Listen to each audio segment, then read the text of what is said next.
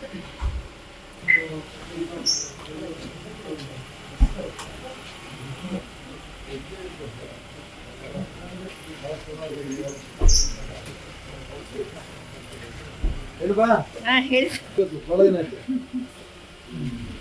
ಆಗೈತೆ ಅಂತ ಕರ್ನಾಟಕ ರಾಜ್ಯದ ಎನರ್ಜಿ ಮಿನಿಸ್ಟ್ರು ಶ್ರೀಯುತ KJ ಜಾರ್ಜ್ ಅವರು ಶಿವಮೊಗ್ಗ ಜಿಲ್ಲಾ ಉಸ್ತುವಾರಿ ಸಚಿವರಾಗಿರೋದಕ್ಕೋಸ್ಕರ ತುಂಬ ಸಂತೋಷದಿಂದ ಶಿವಮೊಗ್ಗ ಜಿಲ್ಲೆಗೆ ಅವ್ರನ್ನ ಸ್ವಾಗತ ಮಾಡ್ತೇನೆ.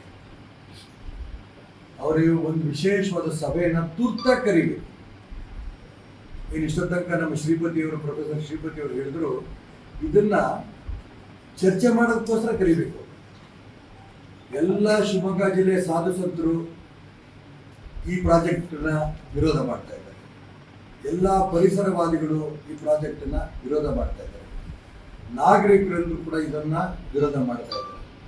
ಹೀಗಿರ್ಬೇಕಾದ್ರೆ ಈ ಯೋಜನೆ ಎಷ್ಟು ಮಟ್ಟಿಗೆ ಬೇಕು ಬೇಡ ಅನ್ನೋದನ್ನ ಮಾನ್ಯ ಸಿದ್ದರಾಮಯ್ಯನವರು ಮುಖ್ಯಮಂತ್ರಿ ಆದಂಥ ಸಂದರ್ಭದಲ್ಲಿ ನರೇಂದ್ರ ಮೋದಿ ಅವರು ಹೋಗಿ ಈ ಪ್ರಾಜೆಕ್ಟ್ ಮಾಡಲೇಬೇಕು, ಒಪ್ಪಿಗೆ ಕೊಡಬೇಕು ಅಂತಂದು ಮನವಿ ಕೊಟ್ಟು ಬಂದರು.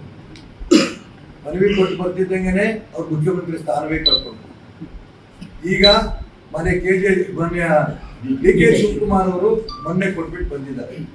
ಅವ್ರು ಮುಖ್ಯಮಂತ್ರಿ ಸ್ಥಾನ ಕಳ್ಕೊಳ್ಳೋಕ್ಕಿಂತ ಮುಂಚೆ ನಾನು ಶ್ರೀಯುತ KJ ಅವ್ರಿಗೆ ಹೇಳಕ್ಕೆ ಇಷ್ಟಪಡ್ತೇನೆ, ನೀವು ಶಿವಮೊಗ್ಗದಕ್ಕೆ ಬಂದು ಶಿವಮೊಗ್ಗದಲ್ಲಾದ್ರೂ ಕೂಡ ಈ ಪರಿಸರವನ್ನು ಉಳಿಸಬೇಕು ಅಂತ ಅಪೇಕ್ಷೆ ಪಟ್ಟಂತ ಎಲ್ಲ ಸಂಘ ಸಂಸ್ಥೆಗಳನ್ನ ಇರ್ಬೋದು, ಸಾಧು ಸಂತರು ಇರ್ಬೋದು, ಪರಿಸರವಾದಿಗಳಿರ್ಬೋದು, ಇವ್ರದ್ದು ಒಂದು ಸಭೆ ಕರೀರಿ.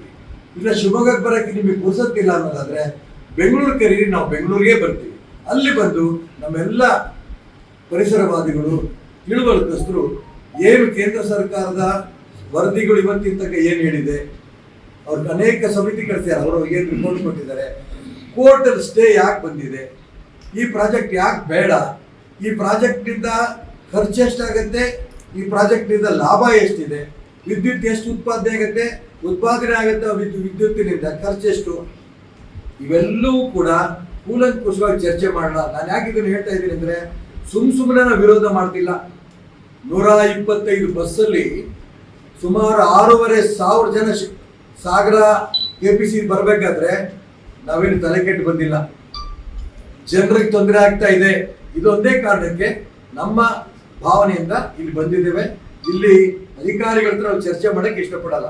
ಯಾಕೆಂದ್ರೆ ರಾಜ್ಯ ಸರ್ಕಾರ ಅವರಿಗೆ ಚರ್ಚೆ ಮಾಡಕ್ಕೆ ಅನುಮತಿ ಕೂಡ ಕೊಟ್ಟಿಲ್ಲ. ಹಾಗಾಗಿ ಸಾಮಾನ್ಯ ಜನರ ಅಭಿಪ್ರಾಯ ಏನಿದೆ, ಸಂಘ ಸಂಸ್ಥೆಗಳ ಅಭಿಪ್ರಾಯ ಏನಿದೆ, ಸಾಧು ಸಂತರ ಅಭಿಪ್ರಾಯ ಏನಿದೆ, ಪರಿಸರವಾದಿಗಳ ಅಭಿಪ್ರಾಯ ಏನಿದೆ, ಇದನ್ನ ಒಂದು ಮನವಿ ಮುಖಾಂತರ ರಾಜ್ಯ ಸರ್ಕಾರಕ್ಕೆ ಕಳಿಸ್ತಾ ಇದ್ದೀವಿ. ಇದನ್ನ ಗಮನಿಸಲಿ ಅವರು, ಇದನ್ನ ನೋಡಿಬಿಟ್ಟು ಅವರು ಸಭೆ ಕರಿಬೇಕು. ಇಲ್ಲ ಅಂತಂದ್ರೆ ಹೋರಾಟ ಬಿಟ್ಟು ಬೇರೆ ದಾರಿನೇ ಇಲ್ಲ. ನಮಗೆ ಜಾರ್ಜ್ ಅವರು ಶಿವಮೊಗ್ಗಕ್ಕೆ ಬಂದು ಈ ಸಬ್ಜೆಕ್ಟ್ ಚರ್ಚೆ ಮಾಡಿಕೊಂಡು ಅದಾದ ನಂತರ ಚರ್ಚೆ ಕೇಂದ್ರ ಸರ್ಕಾರಕ್ಕೆ ಏನ್ ರೆಕಮೆಂಡ್ ಮಾಡ್ತಾರೋ ಮಾಡಲಿ. ಅದನ್ನ ಬಿಟ್ಟು ಸರ್ವಾಧಿಕಾರಿ ರೂಪದಲ್ಲಿ ಇದನ್ನು ತಂದೆ ತರುವೇನಿಗೆ ಶಿವಮೊಗ್ಗ ಜಿಲ್ಲೆಯಲ್ಲಿ ಯಾವುದೇ ಕಾರಣಕ್ಕೂ ಸರ್ವಾಧಿಕಾರ ನಡೆಯಲ್ಲ. ಈ ಎಚ್ಚರಿಕೆಯನ್ನು ಕೂಡ ಅವರು ಕೊಡಕ್ಕೆ ಇಷ್ಟಪಡ್ತೇನೆ. ಜಾರ್ಜ್ ವಿಶೇಷವಾದ ಸಭೆ ಶಿವಮೊಗ್ಗದಲ್ಲಿ ಕರೀಲಿ ಅಥವಾ ಬೆಂಗಳೂರಲ್ಲಿ ಕರೀಲಿ, ಇದಕ್ಕೆ ಪರಿಸರವಾದಿಗಳು, ಸಾಧು ಸಂತರು, ಎಲ್ಲ ಸಂಘ ಸಂಸ್ಥೆಗಳು, ನಾಗರಿಕರು ಎಲ್ಲರೂ ತಯಾರಿದ್ದಾರೆ. ಆ ದಿಕ್ಕಿನಲ್ಲಿ KJ ಜಾರ್ಜ್ ಅವರು ಗಮನ ಹರಿಸಬೇಕು ಅಂತ ಹೇಳ್ತಾ ಇವತ್ತು ನಾವು ಇದನ್ನ ವಿಶೇಷವಾದ ಒಂದು ಮನವಿ ಪತ್ರವನ್ನ ಸಂಬಂಧಪಟ್ಟ ಅಧಿಕಾರಿಗಳಿಗೆ ರಾಜ್ಯ ಸರ್ಕಾರಕ್ಕೆ ತಲುಪಿಸಬೇಕು ಅನ್ನೋದಕ್ಕೋಸ್ಕರ ಕೊಡ್ತಾ ಇದ್ದೀವಿ.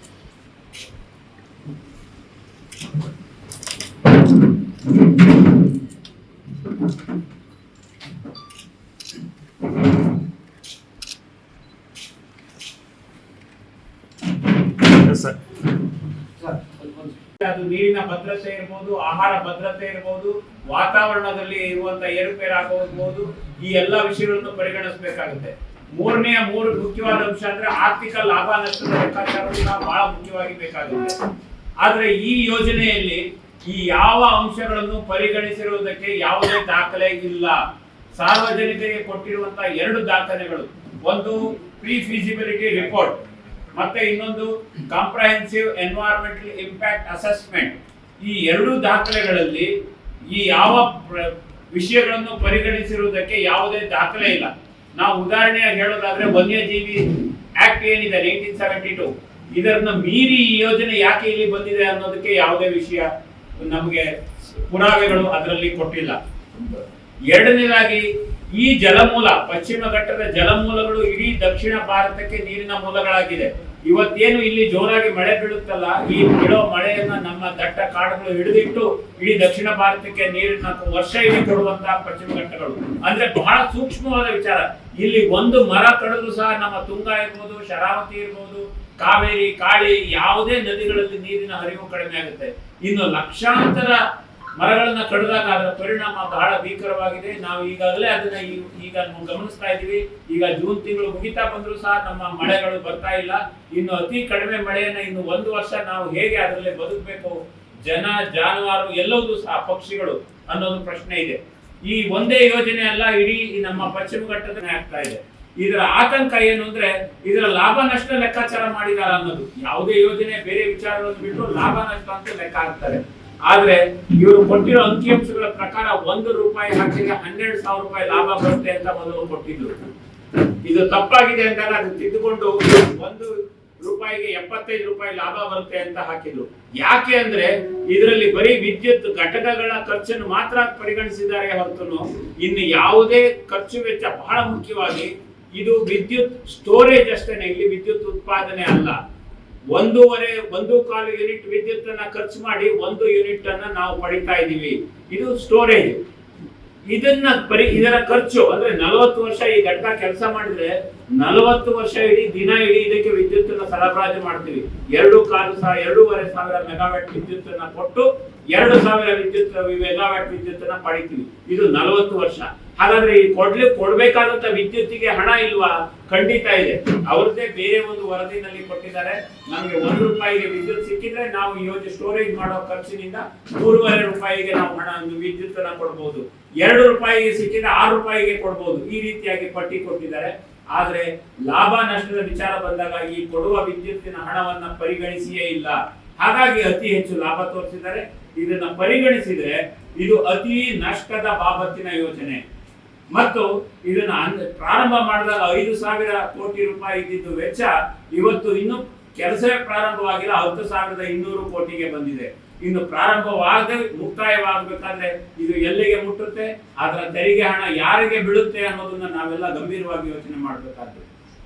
ಬಹಳ ಮುಖ್ಯವಾಗಿ ವನ್ಯಜೀವಿ, ಇಲ್ಲಿರುವಂತಹ ಬಯೋಡೈವರ್ಸಿಟಿ ಏನಿದೆ, ಜೀವ ವೈವಿಧ್ಯತೆ ಇಡೀ ನಮ್ಮ ಪ್ರಪಂಚಕ್ಕೆ ಬೇಕಾದಂತದ್ದು. ಹಾಗೆ ವಿಶ್ವಸಂಸ್ಥೆ ಇದನ್ನ 8 ಅತಿ ಸೂಕ್ಷ್ಮವಾದ ಜೈವಿಕ ತಾಣಗಳಲ್ಲಿ ಒಂದು ಅನ್ನೋದನ್ನ ಇದನ್ನ ಗುರುತಿಸಿದ್ದಾರೆ. ಹಾಗಾಗಿ ಈ ಯೋಜನೆ ಯಾವ ನಿಟ್ಟಿನಲ್ಲಿ ನೋಡಿದ್ರು ಸಹ ಅದು ಪರಿಸರ ಇರಬಹುದು, ಆರ್ಥಿಕ ಇರಬಹುದು, ವಿದ್ಯುತ್ತಿನ ಸ್ಟೋರೇಜ್, ಇದರ ಪರ್ಯಾಯದ ಬಗ್ಗೆ ಯಾವುದೇ ವಿಚಾರವನ್ನು ಸಹ ಈ ವರದಿಯಲ್ಲಿ ಪರಿಗಣಿಸಿಲ್ಲ. ಸಾಕಷ್ಟು ಪರ್ಯಾಯ ಮಾರ್ಗಗಳಿವೆ, ಲಾಭದಾಯಕವಾದ ಪರ್ಯಾಯ ಮಾರ್ಗಗಳಿವೆ, ಸ್ಥಳೀಯವಾಗಿ ನಾವು ಈ ವಿದ್ಯುತ್ ಅನ್ನು ಸ್ಟೋರೇಜ್ ಮಾಡುವ ಮಾರ್ಗಗಳಿದೆ.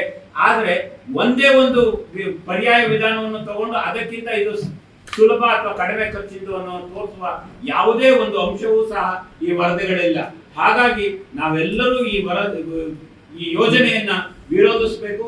ಈ ಮೂಲಕ ನಾವು ಅದಕ್ಕೆ ಮನವಿಯನ್ನ ಕೊಡ್ತಾ ಇದ್ದೇವೆ. ಧನ್ಯವಾದ.